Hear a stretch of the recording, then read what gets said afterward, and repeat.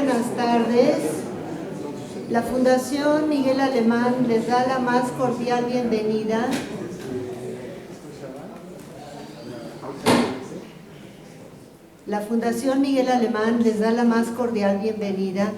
a esta última sesión del ciclo 500 años de Hernán Cortés, que ha coordinado el licenciado Ernesto Velázquez junto con personal de la Fundación Miguel Alemán. Antes que nada, les solicito amablemente apaguen sus celulares o los pongan en modo de vibración de manera de no interrumpir la conferencia. Y quisiera nada más darle la más cordial bienvenida a la señora Cristian Magnani de Alemán, que nos acompaña. La recibimos con un gran aplauso.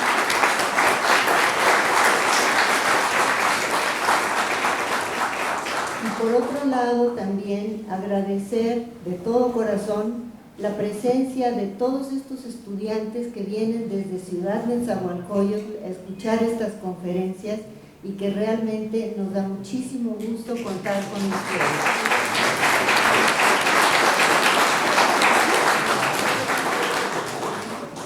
Esta última conferencia lleva por título 500 años de Hernán Cortés, deshaciendo mitos, y estará a cargo del doctor José N. Iturriaga. Quien hará la presentación será el licenciado Ernesto Velázquez, a quien le solicito pase al podio, por favor. Muchas gracias.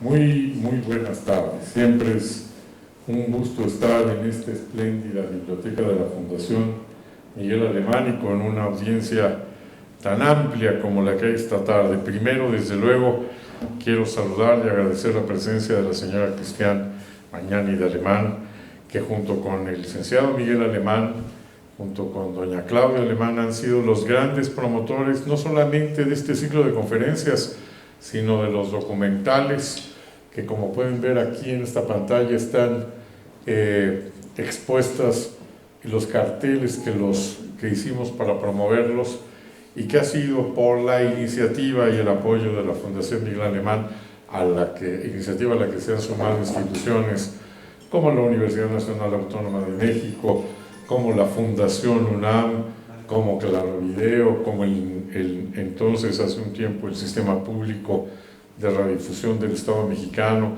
como TV UNAM, que se han podido hacer. Me da mucho gusto saludar a la señora, recordar los días que estuvimos juntos en la Universidad de Salamanca cuando presentamos Malintzin, y darle la buena noticia que le pedimos que nos honre usted en comentarle al licenciado Miguel Alemán, que ayer en la noche, en el concurso más acreditado de televisión en México, el Festival de Pantalla de Cristal, Malintzin, a través de reconocer a su productora, la maestra Margarita Flores, que está aquí presente, fue reconocido como la mejor producción, los mejores valores de producción en el audiovisual en México durante este año.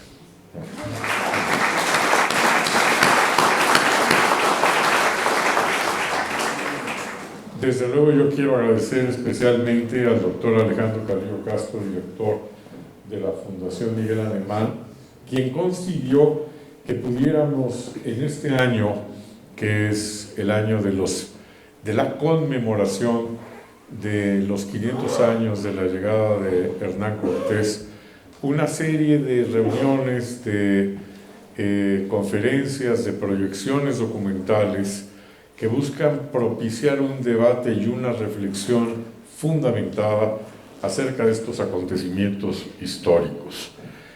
Comenzamos proyectando Hernán Cortés, un hombre entre Dios y el diablo, y debo decir que cuando hace casi 5 años nos pidió el licenciado Miguel Alemán que emprendiéramos el trabajo de hacer una reflexión audiovisual a través de un documental sobre Hernán Cortés. En esa época yo era director de TV UNAM y me habló el doctor Carrillo Castro para comentarme lo que quería el licenciado Miguel Alemán. No estaba equivocado, después de hace 5 años nos han copiado todos. Ya ven que ahora, dentro de unos días, Azteca quiere lanzar también su propia versión sobre Hernán Cortés, pero los primeros fuimos nosotros quienes tuvimos a los mejores colaboradores internacionales. También permítanme hacer reconocimiento no como autoelogio, sino como elogio a don Miguel y a su iniciativa.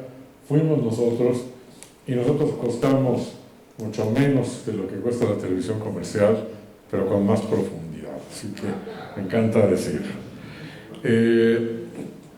que además ya ha tenido varios reconocimientos también nuestro Hernán Cortés, y esto propició que luego, después de Hernán Cortés, proyectáramos el documental de Malintzin. Aquí fue la gran premiere de este documental que está siendo muy reconocido, y que debo de añadir, no me voy a extender mucho, pero debo de añadir algunas noticias que les van a encantar. El domingo pasado, el domingo 10, se presentó en el Festival de Cine Latinoamericano de Portland.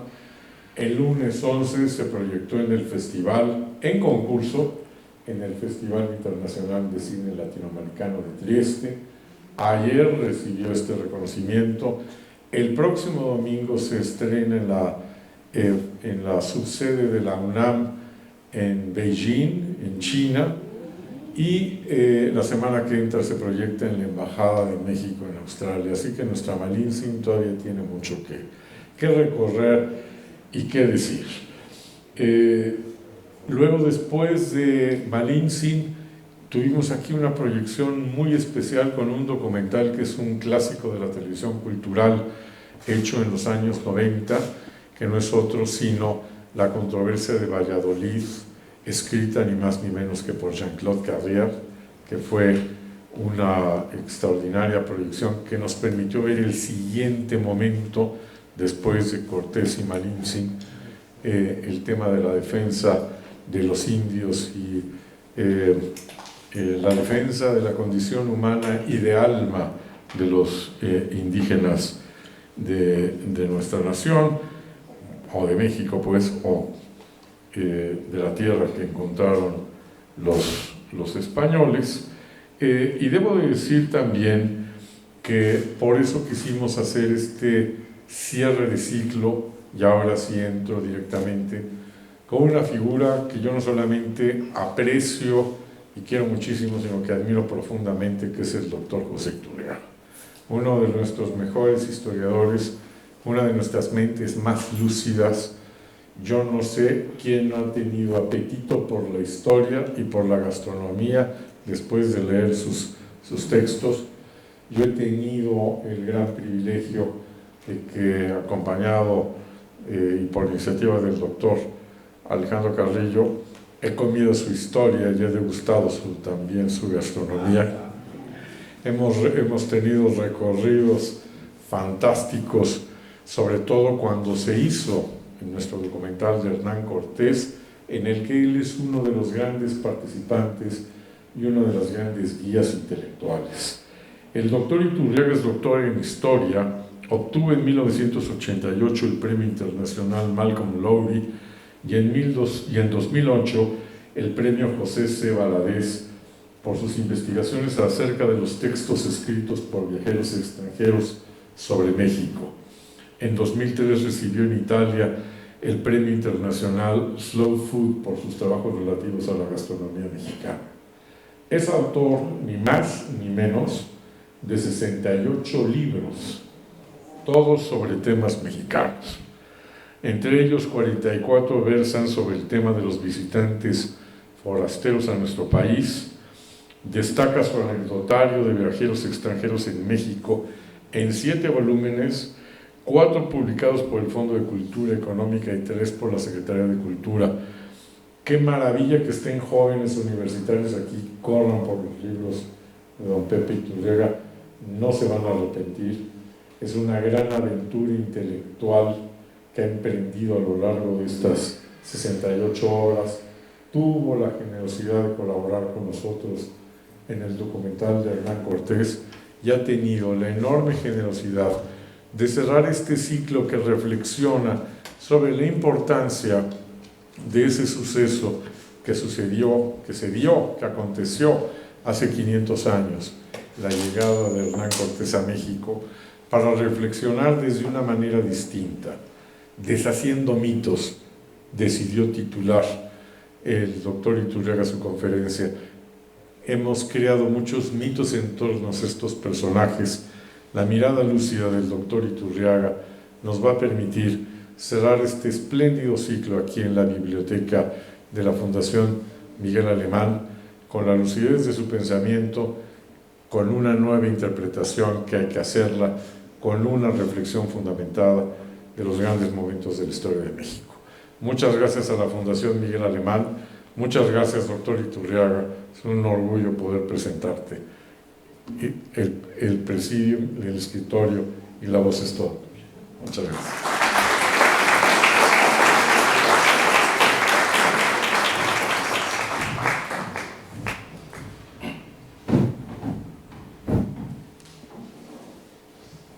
Muchas gracias. En primer lugar, muy honrado por su presencia, doña Cristian. Un placer saludarla nuevamente.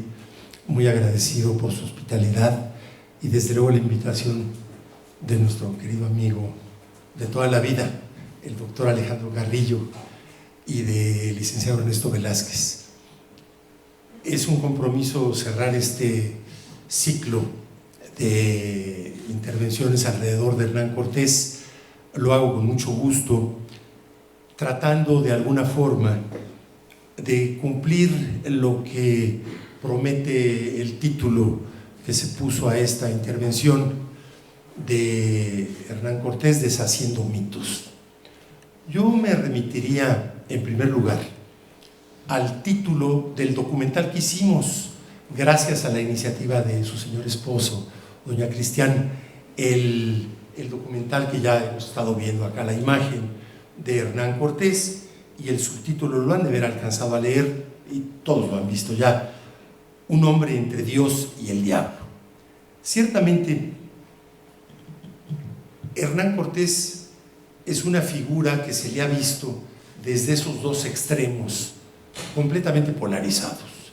Algunos lo ven realmente inspirado por fuerzas divinas y otros ven a Hernán Cortés inspirado en fuerzas demoníacas. La verdad es, vamos a ir analizando los diferentes aspectos de la vida y obra de Cortés, pero la verdad es que fue un ser humano, no como muchos, realmente fue excepcional. Excepcional en lo bueno y en lo malo. Esto ha suscitado tales opiniones, no solo de españoles y de mexicanos, sino de muchas plumas de otros países que se han ocupado de Cortés. Y cuando leemos lo que se dice por parte de los que están a favor de él, por parte de sus antagonistas, pareciera que hay dos Hernán Cortés. Parecen dos gentes diferentes. Esto recuerda un poco el caso de Fray Bartolomé de las Casas, el caso de Emiliano Zapata, que unos a Zapata lo ven como un forajido, otros como un héroe. A Fray Bartolomé algunos lo veían como un iluminado, otros como un fanático medio loco. Lo cierto es que en el caso de Hernán Cortés ha suscitado a lo largo no solo de ese siglo que le tocó de alguna forma casi iniciar el XVI, sino a lo largo ya de todos estos siglos, hasta el mismo siglo XXI, suscitado opiniones de lo más divergentes. Si no es entre Dios y el diablo, por decirlo menos, la pregunta sería: ¿héroe o forajido? Lo de forajido no me lo saco de la manga. Cortés no salió de Cuba rumbo a México como un representante del rey de España, ni del gobernador de Cuba. Salió huyendo, perseguido por el gobernador de Cuba, Diego Velázquez, con órdenes de aprender a Cortés y que no lo dejaran zarpar. Y Cortés, de noche y como pudo, zarpó, digámoslo, a escondidas, y llega realmente como un prófugo de la justicia española, y ciertamente por lo mismo como un forajido. Tantas opiniones, como ya mencioné que ha habido, nos llevan a iniciar con una probablemente de las más equilibradas. Y es la primera no porque sea un mexicano, sino porque realmente fue un estudioso con mucha objetividad con respecto a este personaje que hoy nos ocupa, y ni más ni menos que don José Luis Martínez. Permítanme leerles 4 renglones de José Luis Martínez acerca de Hernán Cortés. Dice: unos toman el partido de considerar injusta, brutal y rapaz la acción de los conquistadores y como víctimas a los indígenas. Otros, comenzando por justificar el derecho a la conquista, háganme el favor, la imaginan como una sucesión de hechos heroicos y piensan que gracias a ella recibimos los bienes de la cultura española y occidental. Lo deja claro José Luis Martínez. Los dos grupos de opiniones extremas. Y hablando de una de estas opiniones, la última que señala José Luis Martínez, Cortés no fue, como suelen presentarlo muchos de sus panegiristas, no fue un hombre del Renacimiento que viniera con una fe civilizatoria y evangelizadora. Cortés vino tras riquezas, para decirlo en palabras de él mismo, tras el oro. Y cuando mucha gente trata de rebatir esto y de hablar de todo lo que hizo Cortés, no confundamos las consecuencias con las causas. Una cosa es por qué vino Cortés y otra lo que resultó después de la conquista. Claro, después de la conquista, la cultura que aquí había, que no era una cultura menor, era una cultura extraordinaria, la que había, no solo una cultura, varias en Mesoamérica, lo que hoy es México, y bueno, se cambió por otra cultura. Pero ese cambio de cultura, ese afán civilizatorio occidental, no fue lo que trajo a Cortés, no fue la causa, fue una consecuencia de la conquista. La causa fue ambición, de oro y de poder. Aquí podemos escuchar 3 renglones de un periodista checoslovaco que en 1945 escribía. Él se llamaba Egon Erwin Kisch. El oro era el verdadero resorte propulsor de su ansia de conquistar de Cortés, de su celo de proselitismo cristiano y de su devoción. Frente al tesoro de Moctezuma, Cortés tiene ante sí la aureola de santidad que ceñirá su cabeza. Claro, Cortés sabía muy bien que había que estar muy bien con la iglesia y con el rey, y todo eso significaba, en muy buena medida, hacer llegar los frutos de esta conquista. Bueno, nuestro premio Nobel, Octavio Paz, 2 renglones de Octavio Paz, cuando escribe: los conquistadores no son nada más repeticiones del guerrero medieval que lucha contra moros e infieles. Son aventureros. Ciertamente, don Octavio, tan lúcido en muchas cosas, en otras menos, pero tiene toda la razón. Eran unos aventureros. Y esta parte, déjenme cerrarla con un español. Un madrileño, Claudio Sánchez de Albornoz, reconocido en España, en México no es conocido, pero escribe Sánchez de Albornoz: España vino a las Indias con espíritu de cruzada y de rapiña, con la cruz en lo alto y la bolsa vacía, con codicia de riquezas y de almas, y con la civilización y libertad occidental que habrían de crear el mundo de hoy, en la punta de las espadas y las lanzas. Ciertamente es la consecuencia de la que hablábamos. Eso es lo que sucedió, pero no es a lo que venían, a civilizarnos como ellos lo entendieron. Veamos algunas de las facetas vertientes de Cortés. Primero, la que hemos estado hablando: ambicioso, de riquezas y de poder. Bueno, la comisión que él traía inicialmente del gobernador de Cuba, Diego Velázquez, era textualmente el rescate de oro. Rescate era una forma eufemista de decir con ese verbo el saqueo. Pero bueno, ¿cómo era el rescate? Traían cuentas de vidrio, traían baratijas, bisutería para cambiarla por oro. Y claro, como aquí no se conocían pues esas tipo de baratijas, cristalitos, cuentas, efectivamente de esa manera colectaban mucho oro. Pero Cortés, ya sabemos, desconoce a Diego Velázquez, bueno, lo manda a apresar, ya lo dijimos, sale prófugo de Cuba, y Cortés en realidad decide conquistar y colonizar. ¿Para qué? Para civilizar, para evangelizar. En primer lugar, para que las riquezas fueran en serio, para capturar realmente en forma la riqueza que había aquí. No lo hubiera podido hacer si no era con las banderas que enarboló, de evangelización, de civilización. Pero en este tema y en muchos otros, no hay que leer a los detractores de Hernán Cortés. Basta leerlo a él. Las cartas que el propio Hernán Cortés le escribió al rey de España, Carlos V, ya sabemos un tecnicismo histórico, que era Carlos I de España, V de Alemania. Pero bueno, eso ahorita no viene al caso. Lo que sí viene al caso es lo que le escribía Hernán Cortés. Y estas son de puño y letra de Cortés.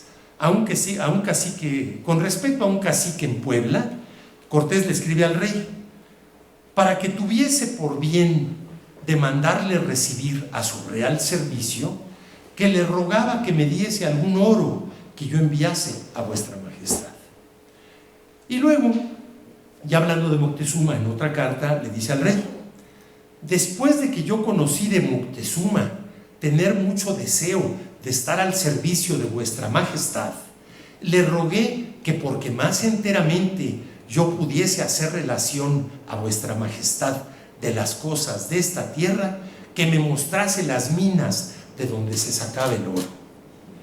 Y una última, de Cortés al rey. También a Moctezuma se refiere. Le dije que vuestra alteza tenía necesidad de oro para ciertas obras que mandaba hacer, y que ordenaba a caciques sometidos que de lo que ellos tenían sirviesen a vuestra majestad con alguna parte de su oro. Bueno, y aquí esto nos remite no solo a Hernán Cortés, sino al propio imperio español, y entonces podemos recordar pues de las cosas que no se tienen a veces presentes. Existía un impuesto que se llamaba el quinto real.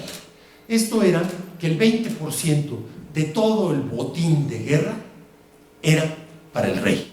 El 20% pues es justamente el quinto real. Y Cortés, de sus pistolas, impuso otro quinto para él en la conquista de México, y entonces ya nomás quedaba el 60%, y ese 60% pues a los capitanes, y luego lo que les quedara a esos pocos cientos de españoles que venían con él. Lo terrible de esto es que parte del botín de guerra eran esclavos, y los esclavos, para que no hubiera confusión de quién era esclavo y quién no, se les herraba como ganado con un fierro al rojo vivo calentado en brasas. Así como al ganado en el anca se le marca, así a los esclavos se les marcaba en la cara. Y Cortés le dice, repito, esto no es de un detractor de Cortés, son palabras de él. Le dice Cortés al rey a propósito de la captura de un pueblo que le presentó mucha resistencia, y por lo mismo cuando los derrota los hace esclavos. Y nada más le dice al rey: mandé que los cerrasen del hierro de vuestra alteza. Bueno, esto nos va acercando. Pero, ¿qué decían, por ejemplo, Fray Bartolomé de las Casas? Sin la menor duda, el defensor de los niños.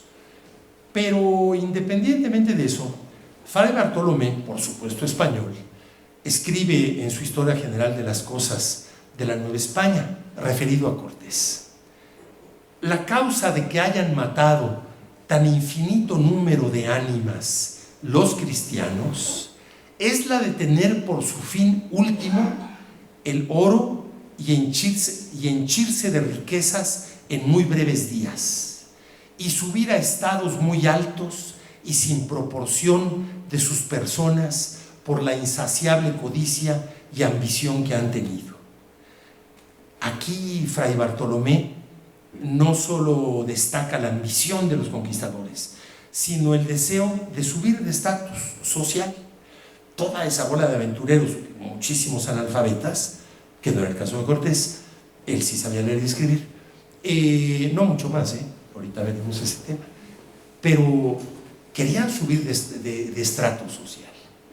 Y tenemos al escritor uruguayo Eduardo Galeano, que en 1971 escribía: la fanática misión contra la herejía de los nativos se confundía con la fiebre que desataba en las huestes de la conquista el brillo de los tesoros del Nuevo Mundo.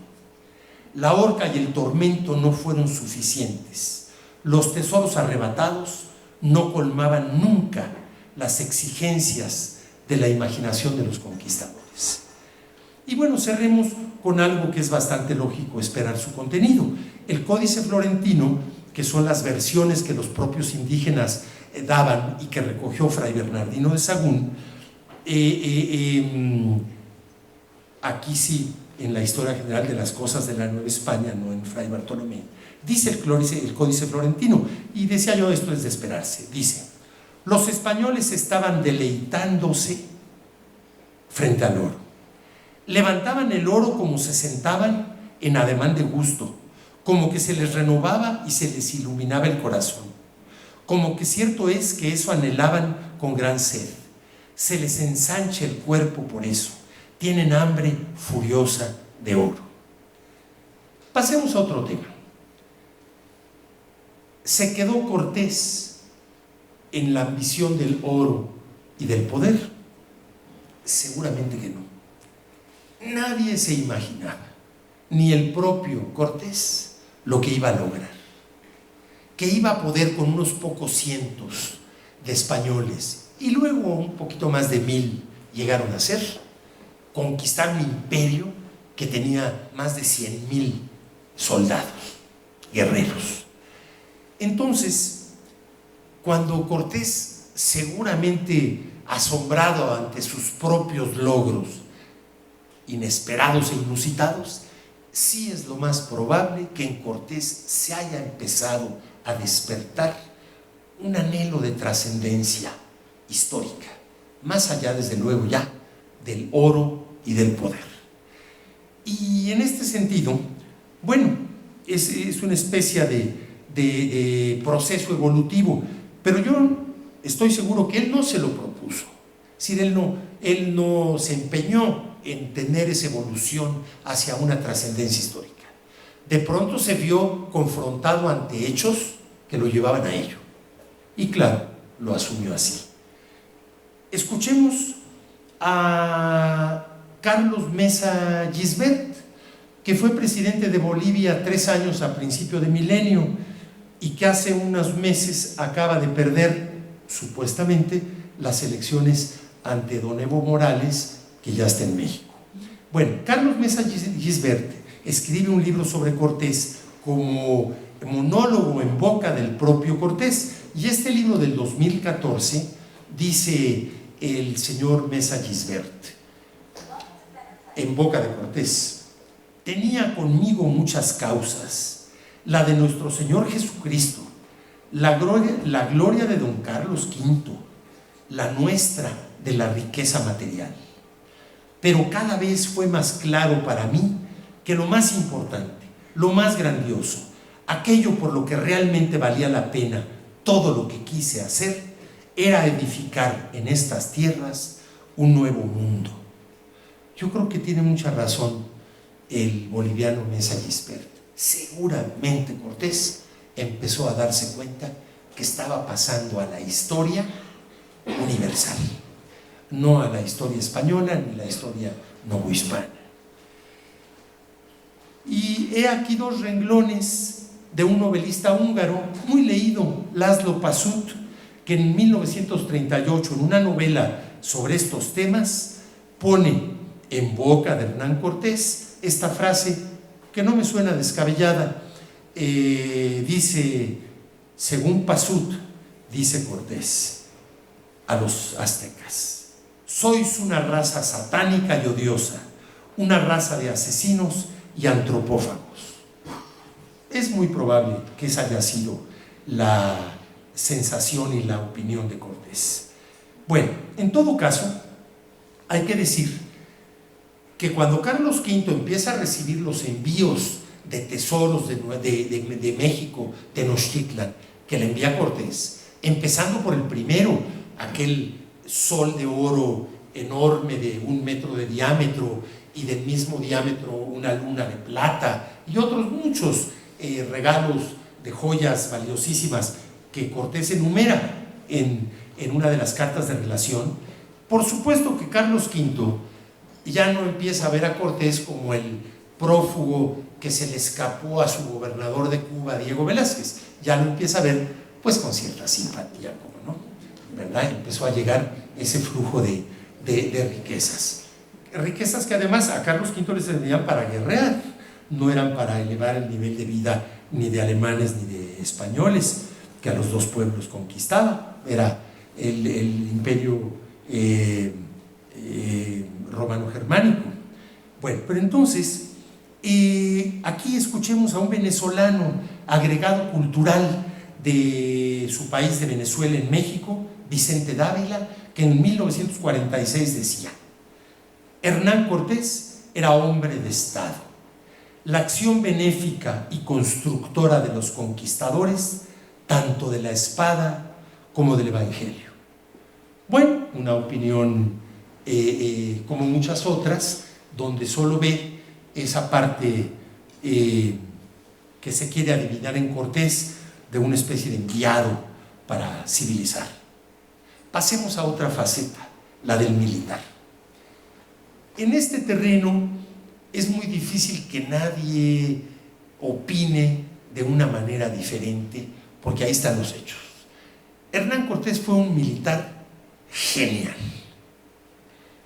Ni más ni menos que Cervantes, en el Quijote, compara a Cortés con Julio César. Y no parece exagerada la comparación. Para sitiar la gran Tenochtitlán, que todos recordamos, o sabemos más bien dicho, que era una isla, Cortés, pues por la parte terrestre, con sus ejércitos, podía controlar el sitio. Pero por la parte del lago, en realidad de 3 lagos, porque de los 5 del Valle de México, la ciudad de Tenochtitlán tenía 2 cerca y otro muy próximo. Cortés construye barcos para el sitio. Sí, se dice fácil. Construyó 13 bergantines. En los llanos de Tlaxcala, donde no hay ríos ni lagos, cuando llueve hay charcos, pero en Tlaxcala construyeron con madera bajada de los árboles de las faldas del Iztaccíhuatl, construyeron 13 barcos en el llano, con palos deteniendo las estructuras. Y ya que estaban construidos los 13 barcos, los desarman y los transportan a lomo, pues no de cristiano, pero sí de indígena. Transportan los 13 barcos 85 kilómetros desde Tlaxcala hasta Texcoco. 8,000 tamemes tlaxcaltecas cargando los 13 barcos desarmados. Otros 8,000 guerreros tlaxcaltecas custodiando ese convoy de cargadores. Por supuesto, españoles, más de 200 soldados españoles, verificando todo el movimiento. Y solamente 2,000 indígenas tlaxcaltecas con el cargamento de los bastimentos para darle de comer a esas cerca de 20,000 personas que tardaron varias semanas en cargar los barcos. Llegan a Texcoco, los arman en Texcoco, hacen un canal de 5 kilómetros desde el pueblo, creo que hoy le dicen ciudad, los texcocanos. Bueno, desde Texcoco hasta lo que era el lago, 5 kilómetros por un canal, que construyen el canal para ese fin, y que los barcos que armaron en Texcoco se deslizaran navegando hasta el lago y así tomar por sitio a Tenochtitlán. Eso es algo verdaderamente sin parangón en la historia universal. Y bueno, tuvo muchos éxitos militares notabilísimos. Cuando llega Pánfilo de Narváez a querer controlar a Cortés y con fuerzas 5 veces superiores a las de Cortés, y allá en Veracruz, en Zempoala, llega Cortés de noche, aprovechando un aguacero terrible, donde Narváez y sus gentes estaban ahí acurrucados, y llega Cortés, los pesca de noche, y lo que hace es una técnica que siguió varias veces: directo apresar a Narváez, porque apresando al comandante, todos los demás se aliaron con Cortés, pues era el que les ofrecía oro, les ofrecía riquezas a partir de la conquista de México. Eso mismo hizo Cortés después de la Noche Triste, huyendo de Tenochtitlán, donde ahí sí sufrieron pura derrota y ni nada que se acercara a un éxito.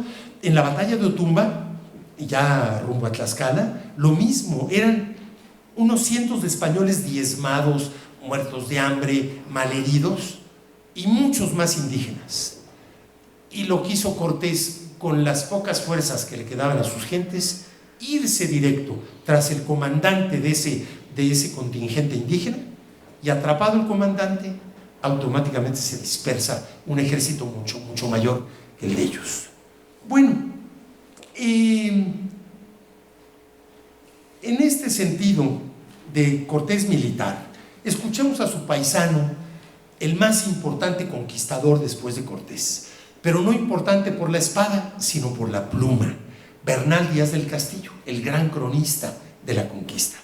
Y dice Bernal estos 3 renglones sobre Cortés, y hay que atenderlos, porque sin duda que Bernal es muy objetivo, porque en otras partes de su libro es muy crítico de Cortés, y ya aquí no daba tiempo, pero hay citas de Bernal donde reclama cómo se quedaba con las indias más bonitas, cómo se quedaba con el grueso del botín, se transaba a sus colaboradores abiertamente. Pero aquí se refiere Bernal a Cortés en otro sentido, y dice: Cortés era buen jinete y diestro en todas las armas, así a pie como a caballo, y sabía muy bien menearlas, y sobre todo corazón y ánimo. Siempre en las batallas le vi que entraba en ellas juntamente con nosotros. Bueno, pues es un Cortés que hay que tener presente, absolutamente.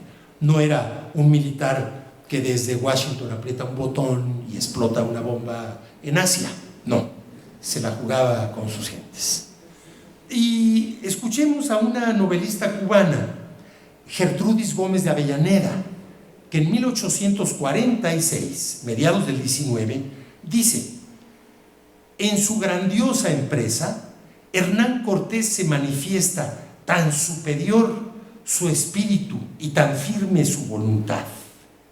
Hubiera sido un Napoleón si hubiera nacido en Francia, con su luminoso genio, su intrépida audacia, sus instintos políticos. No habría mucho que rebatirle a doña Gertrudis Gómez de Avellaneda, aunque ella lo dice con una gran loa hacia Cortés. Pues sí, la verdad, era un genio militar, audaz hasta grado impresionante, ya lo veremos después, e instintos políticos. Solo le falló con Carlos V, que no es poca cosa, pero bueno, llegaremos ahí. Otra faceta de Cortés: cruel y despiadado. Ya decía yo, no hay que leer a Cortés, perdón, es que luego se extiende uno mucho, así ya tengo presente la hora. No hay que leer a Cortés, a sus enemigos, a sus detractores, hay que leerlo a él.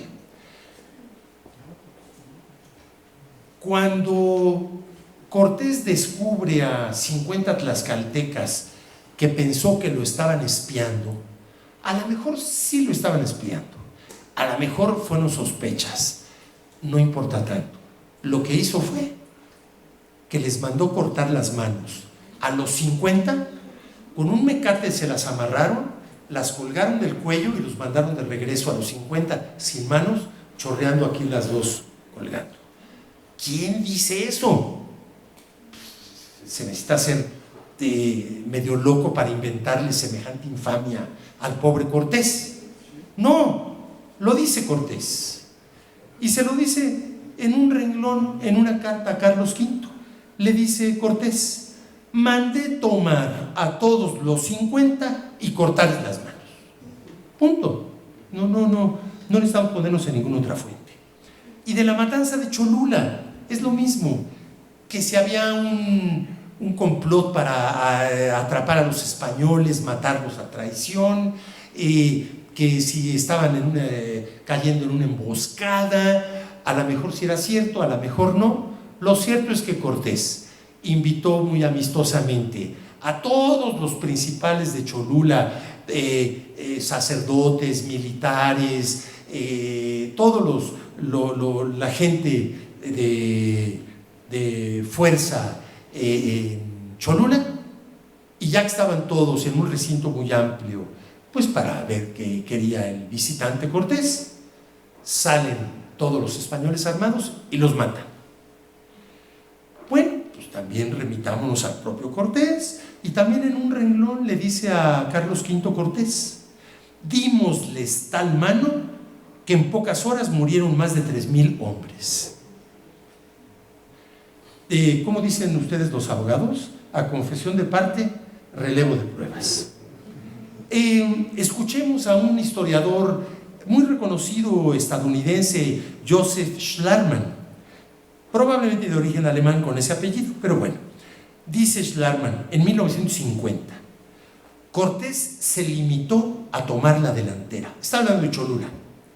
Se limitó a tomar la delantera ante los actos de necesidad militar que vemos en las guerras modernas. La hazaña de Cortés en Cholula queda proporcionalmente pálida y sin importancia. Bueno, pues seguramente Schlarman opinaba igual de Vietnam, no sé.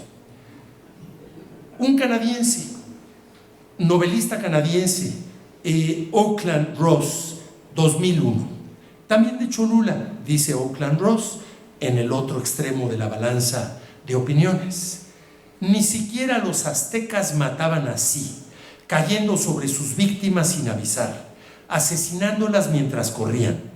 Ciertamente no luchaban sin alguna razón, pero aquella brutalidad no había modo de explicarla. Monstruos es lo que fueron.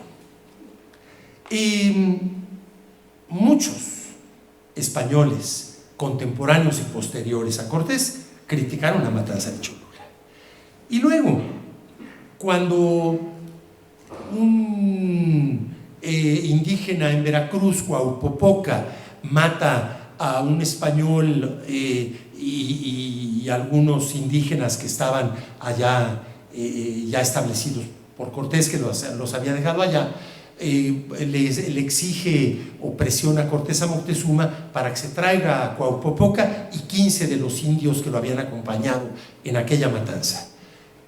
Y ordena a Cortés quemar vivo a Cuaupopoca y 3, según algunas fuentes, y hasta los 15, según en otras fuentes, pero sin ninguna duda, Cuaupopoca y sus gentes los quemaron vivos en el centro de Tenochtitlan frente a Moctezuma.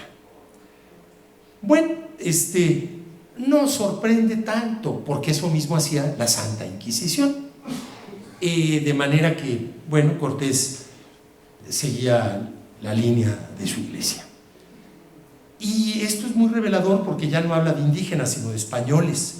Cuando estaban en Veracruz y un grupo de españoles no quería venir hacia el centro del país, hacia Tenochtitlan con Cortés, sino que querían regresarse a Cuba, pues porque era de lo más temerario meterse 300 españoles en la boca del lobo, meterse hasta la Ciudad de México rodeados de decenas, si no es que más de 100,000 guerreros. Entonces querían desertar y se iban a llevar un barco y regresarse a Cuba, pero los descubre Cortés, porque algunos se arrepintió, delató a los otros, y Cortés lo que decide es estos castigos nada más. Bueno, ahorca a 2 de los cabecillas, a varios marineros que eran los de más bajo nivel les dan 200 azotes a cada uno, y al piloto que iba a conducir el barco le cortan los pies. No sé ustedes qué opinen, a mí personalmente me impresionaría menos que también lo hubieran ahorcado con los otros dos. Cortarle los pies, por supuesto, es un simbolismo. Así como los conquistadores y los evangelizadores construían iglesias arriba de las pirámides, en la de Cholula hay una iglesia arriba, la iglesia de, bueno, se me escapa ahorita, de los Remedios. Así, en este caso, imagínense el símbolo. Al capitán que iba a capitanear el barco de regreso, le cortan los pies. Bueno, ese es Cortés. Y en el sitio de Tenochtitlan, en algún momento, también informando Cortés al rey de España, le dice, hablando de los aztecas: los más venían desarmados y eran mujeres y muchachos, e hicimos tanto daño en ellos que presos y muertos pasaron más que 800 personas. Y luego ya al final del sitio también dice: se mataron y prendieron más de 40,000 ánimas. Tenemos un inglés, fraile dominico, Thomas Gage, que en 1625 escribió este par de renglones en un libro que tiene. Los aztecas, es decir, hablando de los aztecas, dice: aquellos hombres tan débiles y extenuados por el sitio que eran los aztecas, desecharon con arrogancia la paz que envió a ofrecerles el magnánimo Cortés. Bueno, pues eso de magnánimo, a la luz de lo que estamos comentando, cada quien juzgaría. Magnánimo viene del latín anima grande, alma grande, magnánimo. Bueno, pues no sé si se le aplicará a Cortés. Lo cierto es que sí es cierto, Cortés le ofreció a Cuauhtémoc muchas veces que se rindiera y ya no habría más muertos. Cuauhtémoc resistió hasta el final y lo tuvieron que apresar porque nunca se rindió. Pero bueno, yo no llamaría magnánimo a Cortés. Y del propio Cuauhtémoc, el tormento y el ahorcamiento. El tormento, Cortés le echó la culpa al que había él mismo nombrado como tesorero del rey. Y entonces el tesorero, que le exigían que dónde estaba el tesoro de Cuauhtémoc, y como no quería decirlo, le quemaron los pies con aceite hirviendo sobre los pies, no con fuego, aceite hirviendo. Y al primo de Hernán Cortés. Y bueno, Cortés ahí se lava las manos, pero el hombre más poderoso en ese momento en México era Hernán Cortés. Entonces es muy poco creíble, como muchos políticos de épocas recientes, que crean, no, fue aquel, él era el que mandaba, punto. Pero luego, 4 años después, en 1525, cuando van rumbo a Honduras, con Cortés, que se lleva a Cuauhtémoc pues detenido con él, simplemente en el camino lo mandó a ahorcar, punto. Que porque iban a tener una rebelión y matar a los españoles. Iban más de 150 españoles, como 500 o 600 indígenas aliados de los españoles. Iba preso Cuauhtémoc con 30 más aztecas presos. ¿Cuál rebelión? Fue un asesinato, también muy criticado por los propios españoles. Bueno, un italiano, abogado, 1697, Juan Francisco Gemelli Carriri, dice al respecto: los hizo ahorcar, muertes que a los mismos españoles parecieron injustas. Por supuesto, fue de lo más ocioso, por decirlo mucho menos, el asesinato de Cuauhtémoc. Y bueno, a propósito de asesinatos, jamás quedó claro el asesinato de la primera esposa de Hernán Cortés, Catalina Suárez, la Marcaida. Se casa con ella a fuerzas, porque había tenido amoríos con esta muchacha en Cuba. Y Cortés ya no quería saber nada de ella. Él siempre había sido muy mujeriego. Hay historia documentada larga de lo mujeriego de Cortés desde España, y luego en Santo Domingo, y luego en Cuba. Entonces, tuvo amoríos con la Marcaida y ya no quiso saber más. Pero la Marcaida era pariente política del gobernador de Cuba, Diego Velázquez, y prácticamente obliga a Cortés a casarse. Y Cortés, pues por razones políticas, aceptó y se casa con ella. Pero se viene a la expedición a México y jamás hubiera él querido vuelto a saber nada de ella.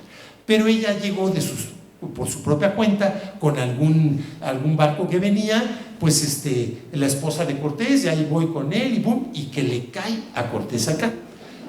A las pocas semanas, en la noche, en su casa de Coyoacán, muere.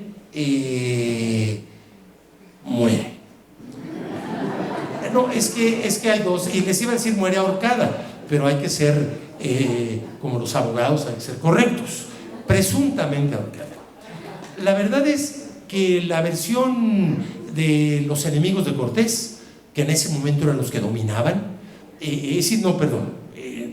cuando muere o la asesina, fue en poco después de la conquista del 1821, pero cuando Cortés regresa a España y estaba ya en 1528, es cuando la suegra de Cortés, mamá de la Marcaida, y el cuñado, hermano de la Marcaida, lo acusan de asesinato, formalmente lo acusan. La cosa es que según los enemigos de Cortés, la Marcaida murió de mal de vientre, y esto, bueno, habría que entrar a detalles de qué era eso. Y según el expediente jurídico que está publicado en el siglo XIX y que yo tengo en la casa de ustedes en Cuernavaca, la reproducción original en un libro de esa época, están las declaraciones de todos los testigos de la servidumbre, y bueno, hay todos los detalles de que el cuerpo de la señora estaba morado, de que tenía unas marcas aquí, que un collar que tenía la señora estaban las cuentas de perlas regadas en el suelo, y otros detalles escatológicos que no vamos a decir ahora, pero todo esto está en la declaración de la servidumbre. Y luego que ya cuando llegan ¿cómo sería ahora? El agente del Ministerio Público, ya el ataúd estaba clavado, ya nadie sabía nada. Bueno, lo cierto es que siempre quedó la incógnita, y claro, siendo Cortés finalmente el héroe mundial que logra esta conquista, pues Carlos V le dio carpetazo, ordenó que le dieran carpetazo al expediente, y nunca quedó claro. Pero ahí está la incógnita, si Cortés fue autoviudo o no. Un costarricense novelista, José León Sánchez, en 1986, alrededor de toda esta forma de ser de Cortés, cruento, sanguinario, pues también los novelistas luego se dan vuelos solos. Y aquí dice José León Sánchez estos 3 renglones que no tienen ningún fundamento histórico, pero para que veamos hasta dónde llegan a veces, bueno, este tipo de reacciones contra la forma de ser de alguien, pero que se exagera. Cortés observó al grupo de niños capturados, a los que se acusaba de arrojar bolsas de chile sobre la cabeza de los guerreros que luchaban contra Tenochtitlán. Meditó un momento Cortés y dijo: castradles. Bueno, pasemos a otra faceta. Cortés, el habilísimo político y diplomático que sin duda fue. ¿Cómo logra Cortés con unos cuantos cientos de españoles, y luego cuando se le unen los de Narváez con poco más de 1000 españoles, cómo logra conquistar un imperio que tenía más de 100,000 guerreros? ¿Cómo lo logró? Pues exactamente con la frase de Maquiavelo que seguramente jamás leyó Cortés: el enemigo de mi enemigo es mi amigo. Entonces, pues Cortés se alió con más de 35 pueblos de lo que hoy es México, sometidos al imperio azteca, que era un imperio brutal. Y ese imperio azteca exigía a sus vasallos impuestos no solo en dinero, en productos alimenticios, en mantas, pieles, plumas de quetzal, sino también impuestos en especie, pero en especie humana, para los sacrificios humanos. Entonces, bueno, pues todos esos pueblos expoliados por los aztecas se aliaron felices con los españoles, empezando por los empualtecos en Veracruz, que son los primeros con quien tiene contacto Cortés, Después los tlaxcaltecas, que fue la alianza más definitiva de todas, porque eran excelentes guerreros los tlaxcaltecas y en un número muy considerable, tanto así que los aztecas nunca habían logrado dominarlos. También aquí, bueno, pues la alianza que establece con la Malinche, y aquí, bueno, no es el tema central de nuestra charla. Hay ese documental que tan bueno es que ya es un documental premiado, pero yo solo comentaría de la Malinche, tanto que se habla, bueno, empezando que ya es una frase hecha o un concepto ya estructurado, malinchismo. Ya, independientemente de lo que opinemos de la Malinche, todos sabemos que malinchismo es, cuando queremos acusar a alguien de eso, de malinchismo, pues es alguien que es filo extranjero, que prefiere a los extranjeros que a los nacionales, quien prefiere irse de compras a McAllen en vez de hacerlo en Laredo, en Nuevo Laredo, bueno, ese es el malinchismo, pero nada tiene que ver con la Malinche. La Malinche era hija de, tanto de padre como madre eran nahuas, y el padre, que era un azteca, ella murió, el padre murió y la dejó huérfana de niña, y la madre se vuelve a casar, y el papá azteca de la Malinche, como ya empezó a tener hijos con la mamá de la Malinche, vende a su hijastra, la Malinche, a unos comerciantes, y se la llevan de niña a Tabasco, y ahí la revenden a un cacique en Tabasco, lo que hoy es frontera Tabasco, o sea, la desembocadura del río Grijalva. Y esta niña, ya de jovencita, es regalada a Cortés con otras 19 esclavas, después de que Cortés derrota a los tabasqueños, que eran de filiación maya, en la batalla de Centla, que es un lugar cercano a lo que hoy es frontera Tabasco. Entonces, pues es muy fácil pensar, bueno, ¿qué solidaridad le debía la Malinche a los aztecas? Podría alguien decir, bueno, su padrastro era azteca y la vendió, pero la vendió un señor, no el pueblo azteca. Por favor, una niña que la vende un señor, pues el impacto psicológico no es de un señor, es de que el pueblo azteca, la cultura azteca, donde ella vivía, que eran los aztecas, la entregan a comerciantes como esclava para irse a otro lugar. La Malinche no traicionó a nadie. Es como si alguien pudiera acusar pues regresando al ejemplo que poníamos hace rato, que alguien pudiera criticar que los vietnamitas se alían con unos marcianos que bajan un plato volador contra los estadounidenses y dicen, ¡ay, traidores contra la raza humana! Por favor, pues, él no traicionó a nadie, la Malinche, en lo más mínimo. Ella simplemente se alió, sí, seguramente una mujer muy inteligente, probablemente o seguramente muy ambiciosa y admirable, sin la menor duda. Bueno, como quiera que sea, bueno, pues tenemos a ese Cortés, realmente gran político, gran diplomático, pero ya anticipábamos que esa habilidad política y diplomática no la supo manejar ante los españoles, los de allá. Y así tenemos que Hernán Cortés logra primero, bueno, que ya no lo vean como el prófugo. Regresa ya años después de la conquista termina en 21, se va en 28 a España, y el rey lo hace marqués del Valle de Oaxaca, pero no virrey, que era lo que Cortés quería. Y luego regresa a México, y cuando vuelve Cortés a España hacia el 1540, ya recibe la orden de que no vuelve a la Nueva España hasta que no termine el juicio de residencia que le habían hecho, juicio que jamás terminó, porque de eso se trataba, de que no regresara y que lo tuvieran allá en el papeleo jurídico. Bueno, escuchemos pues al gran Alexander von Humboldt, científico alemán. En 1803 decía de Cortés: este gran capitán, en el curso de sus victorias y en su pérfida conducta con Moctezuma, no había mostrado una conciencia demasiado delicada. Ciertamente no. Humboldt también era una persona delicada para expresarse, pero ciertamente esto es muy claro. Y luego tenemos a una novelista hondureña, 1950, Argentina Díaz Lozano, quien dice de Cortés que era mañoso, salamero, de halagadoras frases, de elegantes maneras, con encanto y poder de seducción, inteligente y un gran ambicioso. Todo absolutamente real, rigurosamente histórico.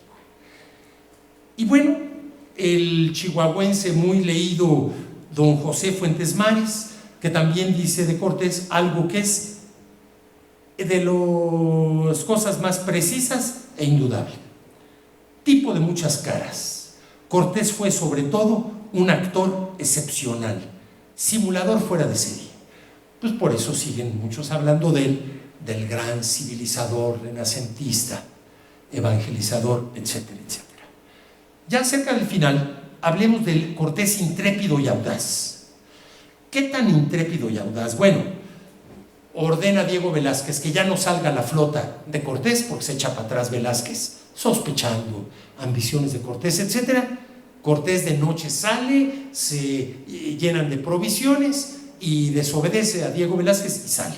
Fue un acto de audacia, pero bastante más audaz, lindante con la locura, cuando sus gentes querían dejarlo y había mucha inconformidad, y lo que ya platicamos de que le cortan los pies al piloto, etcétera. Cortés ordena no quemar las naves, eso dice el dicho popular, pero para el caso es lo mismo, encallar las naves. Taladraron los cascos de madera y las encallaron ahí cerca de la orilla para poder luego usar, como usaron en los bergantines que construyen en Tlaxcala. Se llevaron de esos barcos encallados, se llevaron las jarcias, es decir, todas las reatas, el velamen, etcétera. Y bueno, imagínense ustedes estar con no más de 500 españoles en un imperio enorme, guerrero, y quemar las naves.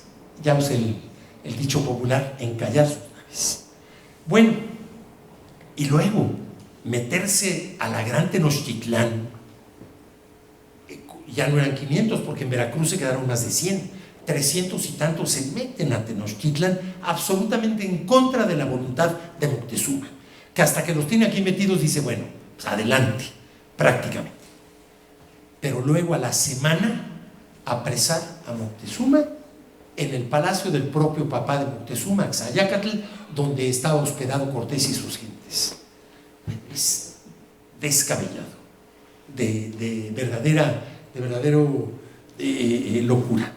Un brasileño diplomático en 1956, Érico Veríssimo, decía, a propósito de Cortés, y que en el palacio de Axayácatl descubren que había mucho oro guardado en una pared, que habían tapiado ahí una puerta que hubo antes. Dice a propósito Veríssimo, la codicia del huésped, o sea, Hernán Cortés, está lejos de satisfacer a quien ha venido para apoderarse de la casa de Moctezuma y de sus moradores.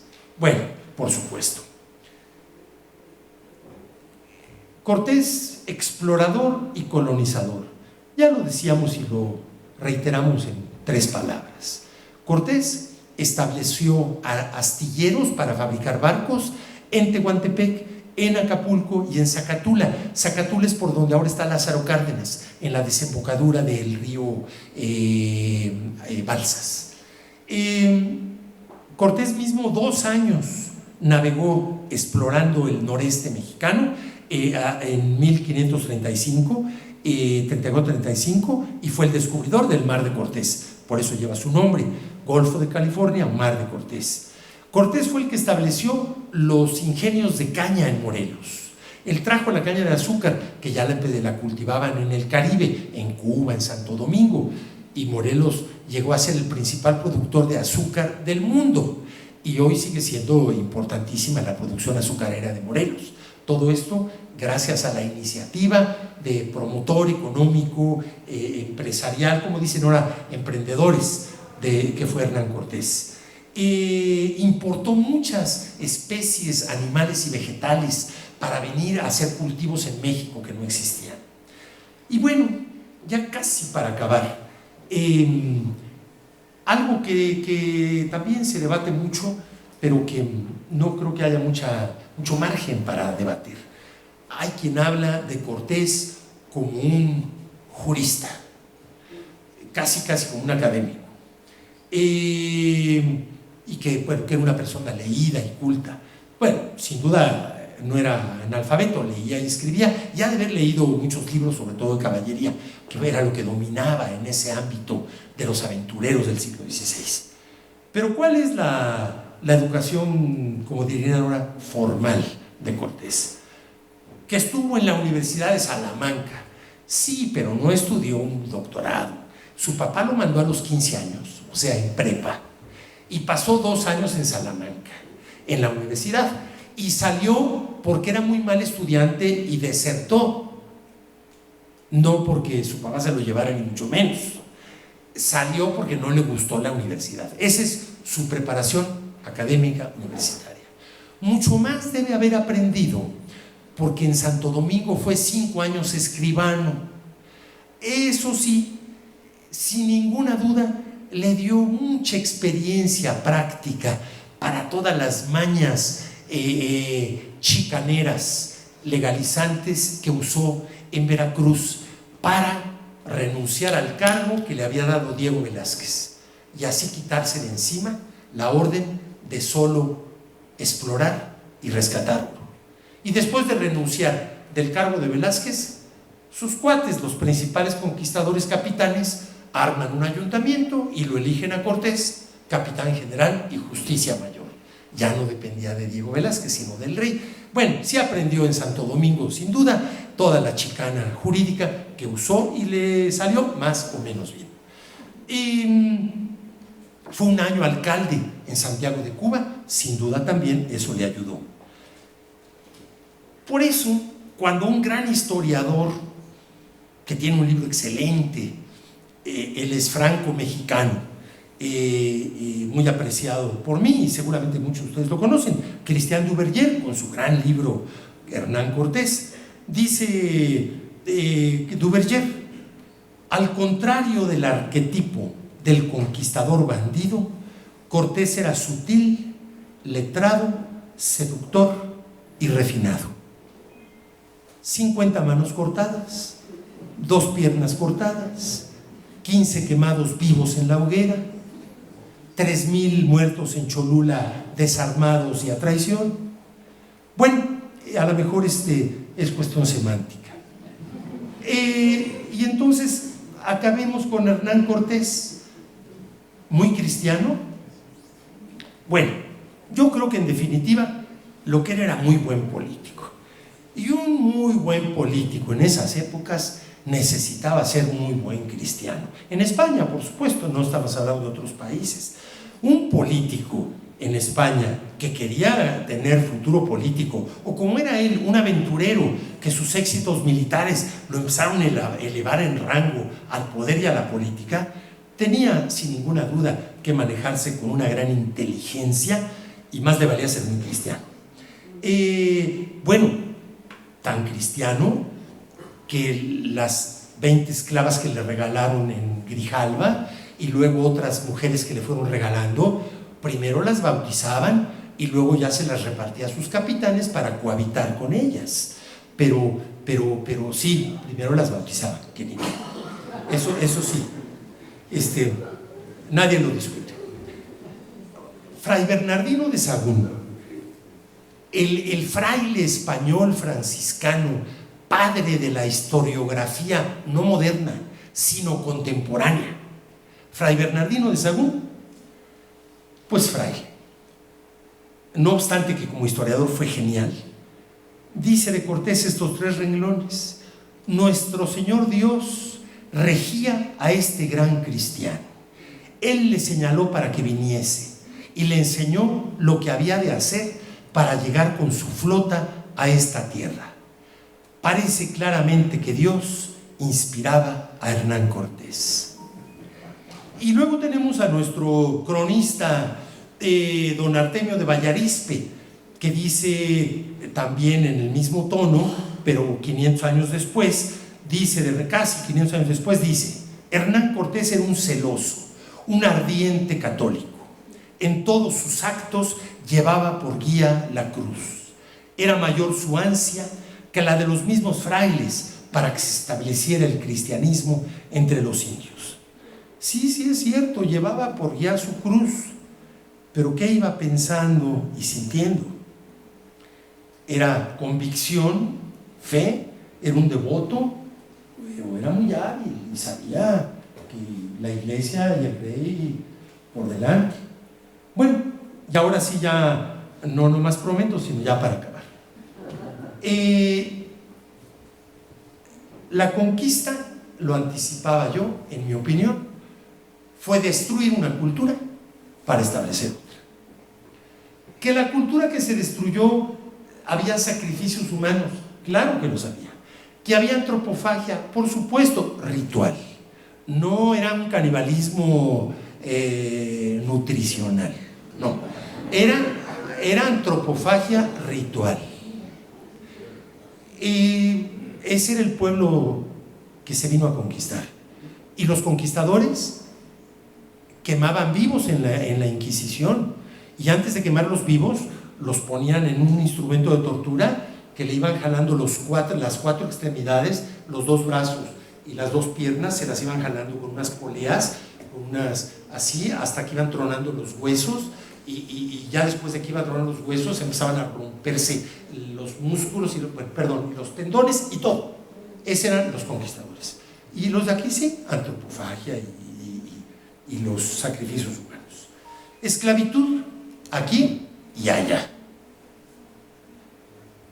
Cuando Lincoln la prohíbe en Estados Unidos, el padre Hidalgo 50 años antes la había prohibido en México. Así que estamos hablando de una historia muy antigua, esta de acá. Carlos Fuentes, yo no sé qué quiso decir, no sé si es pro o en contra, pero Fuentes tiene estos 3 renglones por ahí. Cortés tuvo que probar que era no solo un conquistador militar, sino un cristiano que extendería la fe en Cristo y destruiría la abominable idolatría de los indios paganos.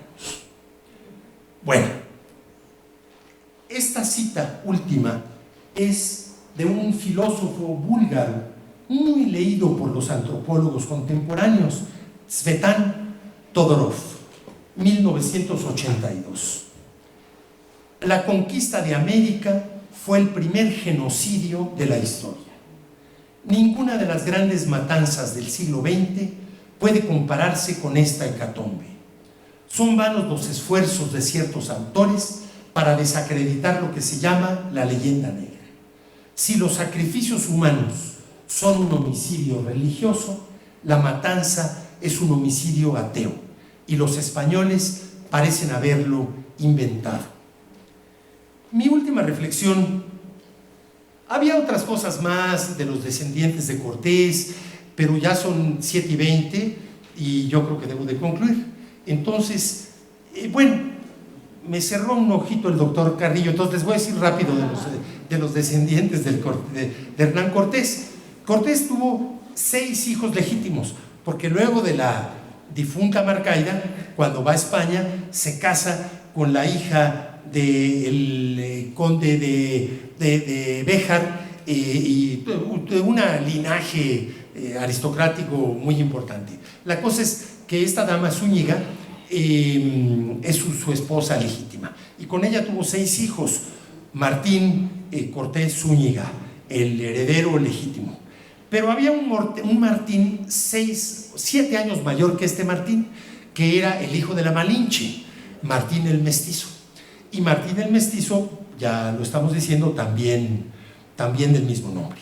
Tuvo también otros 5 hijos ilegítimos Cortés, uno con una española, 2 con indígenas. Por cierto, una de esas niñas contrahecha, no sabemos si era jorobadita o qué tenía, pero era contrahecha, según lo dice Bernal. Otra de las hijas de Cortés era nieta de Moctezuma, porque la tuvo Cortés con una hija que Moctezuma le dio a Cortés como su pareja, como diría Nora. Y bueno, por cierto que de los hijos ilegítimos de Cortés, pues la influencia es la influencia. Y en 1528 el Papa legitimó a 3 de los hijos ilegítimos de Hernán Cortés. Son adjetivos de aquella época. Hoy todos los hijos son legítimos. Y me parece que es lo más razonable. Bueno, en 1565, ya difunto casi 20 años antes Hernán Cortés, al parecer su hijo Martín, el español, encabeza una rebelión para hacer un país independiente en la Nueva España, un México independiente. Pero lo descubren, no está muy claro qué tan cierto era que Martín la encabezaba. Lo cierto es que a los principales cabecillas, excepto Martín, el hijo de Cortés, los condenan a muerte descuartizados. Descuartizados es textualmente, el verbo descuartizar viene a un mamífero, normalmente reses, hacerla en cuartos, es decir, se divide en 4. Entonces, en el caso de los humanos, cuando la pena de muerte era descuartizar, era cortarle de una en una a las 4 extremidades, por lo cual no se muere uno sino hasta horas después. Entonces, le cortan una zona, cortan el otro, una pierna la otra, y él se los acaba muriendo. Entonces, murieron descuartizados varios de los confabulados con Martín el español. Y a Martín, como el hijo de Cortés, no lo matan, lo destierran a España, y de España lo destierran a Orán, que es un puertecito en el norte de África, en lo que hoy es Túnez. Por supuesto, era un puerto español en aquel tiempo. En cambio, Martín el mestizo, el hijo de la Malinche, sufre tormento y luego también destierro. Hoy en día hay muchos descendientes, tanto de Cortés como de Moctezuma. De Moctezuma conocimos en España a uno de ellos, Carrillo de Albornoz, que lo fuimos a visitar en Cázares, el doctor Carrillo, don Ernesto Velázquez, estuvimos en su castillo, un castillo chiquito porque pues ya es un descendiente que no le tocó mucho de aquello, pero sí una bonita casota grande, que es un castillete sería, ¿no? La cosa es que sí lo visitamos por el lado de Moctezuma, y en México tenemos muchos descendientes de Moctezuma, por supuesto nuestro secretario de Educación Pública, sin duda. Por el lado de Cortés, los descendientes dejaron de ser españoles después de 3 generaciones, porque después de los hijos varones de Cortés y algunos nietos varones, ya no hubo varones. Y entonces el Cortés como apellido pasa a segundo apellido, apellido materno, y pasa el marquesado del Valle de Oaxaca, pasa a italianos. Y hasta la fecha, los descendientes del marqués del Valle de Oaxaca, bueno, pues tienen alguna propiedad, creo que en Nápoles, pero en México no quedó absolutamente nada. Por lo que toca a los descendientes, por cierto que encontré una declaración de Susana Cortés de hace 2 o 3 años. Ella es descendiente de un hermano de Hernán Cortés, y ya me imagino a doña Susana Cortés, pues evidentemente muy española. Fíjense cómo los 3 renglones que le voy a leer, y dice, ¿cómo dicen ellos? Sin tapujos: no me creo, hablando de Cortés, no me creo que fuera solo un mercenario, un sicario o un asesino. Sería eso, además de muchas otras cosas. Era un genio militar. Está Julio César, Napoleón y después Hernán Cortés. No está muy desatinada, ¿eh? Y bueno, ¿cuál es la conclusión? Después de 500 años de que Hernán Cortés llegó a Veracruz, en 2 años, en el 21, vamos a estar conmemorando, no celebrando, pero sí conmemorando, recordando en conjunto, que eso quiere decir conmemorar. Vamos a estar recordando en 2 años el término de la Guerra de la Conquista en 1521, 500 años dentro de 2. ¿Cuál sería el saldo? Bueno, desde luego en México siempre el tema de Hernán Cortés y de la conquista se ha prestado a ánimos muy caldeados y muy polarizados. Y en México, bueno, la posición general es la de un odio acérrimo, no solo a Cortés, que podría merecerse el odio de muchos quizás, sino a los españoles.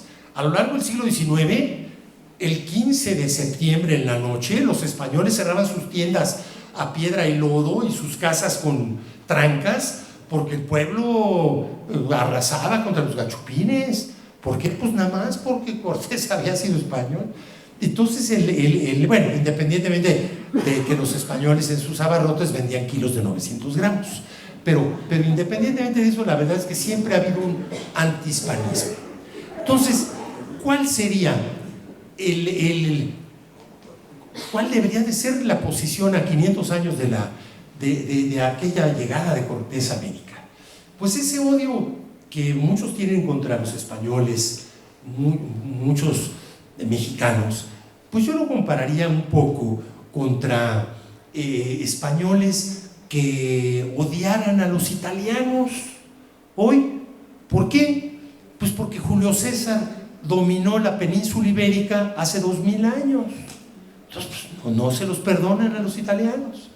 O que los propios españoles odiaran a los árabes porque Abderramán conquistó España hace 13 siglos.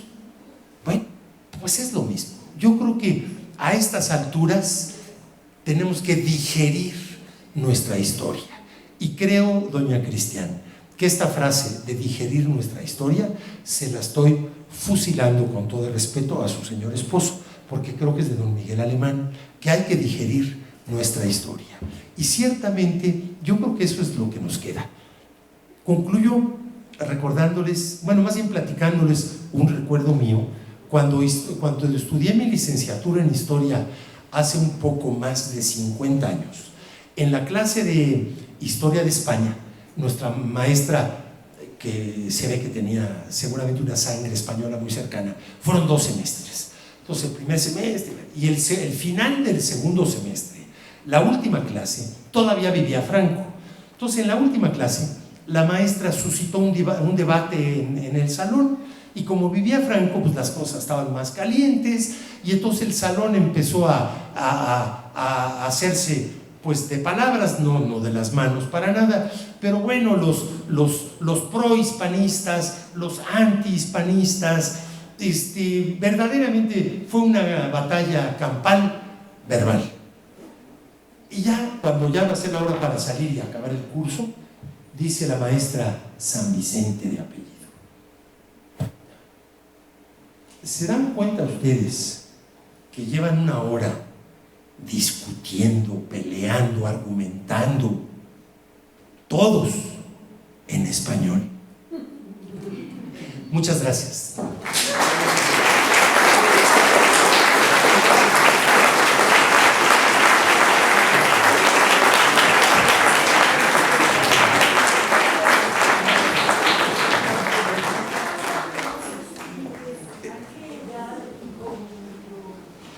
Hernán Cortés, bueno, Hernán Cortés, ¿cómo no? Hernán Cortés regresó a España en 1939-40 y ya no lo dejaron regresar a México.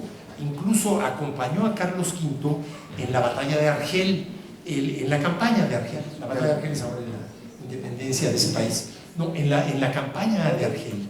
Y en esa campaña de Argel ni siquiera logró ver a Carlos V. Eran muchos barcos, Carlos V iba en una de las embarcaciones y por supuesto que no logró entrevistarse, hablar con él, porque Cortés pues evidentemente tenía pues una autoestima de gran militar.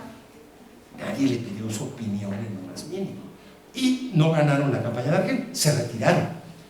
Tampoco estuvieron vencidos, pero se retiraron. Bueno, en el 47 muere muy enfermo. Incluso en el documental de Hernán Cortés vemos cómo murió descalcificado, casi no tenía dientes. Esto lo vemos por los restos que se encontraron en el Hospital de Jesús en México. claro. Muere Hernán Cortés allá en España, y sus restos, él pidió que sus restos quedaran en México, en la Nueva España, pero eso no se logró de inmediato. De hecho, sus restos sufrieron tantas vicisitudes como su dueño, porque tuvieron esos restos 7 diferentes lugares de entierro en 3 ciudades diferentes del mundo. Desde luego España, luego Texcoco, finalmente en el Hospital de Jesús, donde hasta la fecha se encuentran. Mucha gente no sabe que aquí en la calle de Pino Suárez, en la contraesquina del Museo de la Ciudad de México, que fue la casa de los condes de Caliñaya, está la parte de atrás del Hospital de Jesús. Entonces le dan la vuelta, entran al templo, y entrando al templo, al lado del altar, del lado izquierdo, que es el lado de la epístola, está en la pared, sumamente discreto, un nombre que dice Hernán Cortés, y su fecha de nacimiento y su fecha de muerte. Murió enfermo, olvidado, muy rico, eso sí, muy rico, con enormes propiedades. Murió 60 años de edad, pero tengo incluso las fechas exactas por acá, pero fueron 60 años los que vivió Hernán Cortés. Ya se me hicieron bolas aquí. Son 60 años exactos. Del 47 menos 60, 87.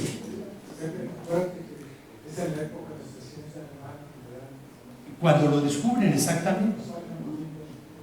Sí, los habían enterrado en el siglo XIX, más que enterrado, sepultado en un muro, en una cripta en el Hospital de Jesús, porque Lucas Alamán, que era un político de derecha, le dieron a resguardar los restos de Cortés, porque se suponía pues, que en todos los levantamientos propios de nuestro inestable siglo XIX podían desaparecer los restos de Cortés. Y entonces Lucas Alamán los confió al Hospital de Jesús, y en la Embajada de España, que ya había embajada en México de España desde 1839. El primer embajador español fue el esposo de Madame Calderón de la Barca, que era inglesa. Lo cierto es que entonces quedó un documento en la Embajada de España, y se descubre casi un siglo después ese documento, se hace la exploración y se encuentra que efectivamente estaban ahí tapiados en el muro los restos de Cortés. Sí, él murió de 62 años, nace en 1485 y muere de 62 años, como decíamos, en 1547.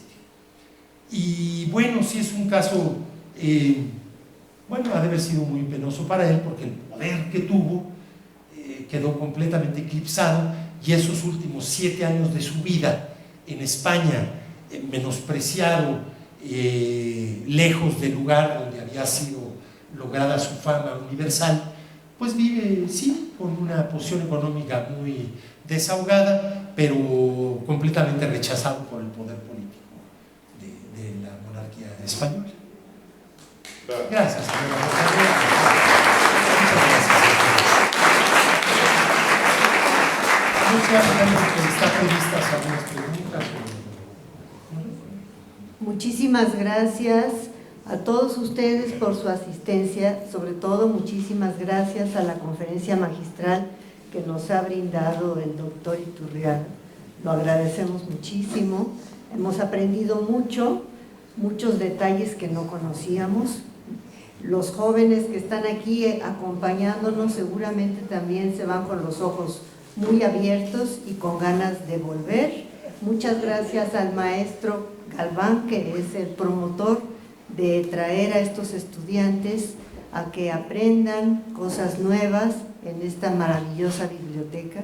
Muchas gracias a doña Cristian Magnani de Alemán por haber acompañado, presidido esta conferencia. Y muchas gracias a todos. Les invitamos un café porque el clima está como para un cafecito. Muchas gracias.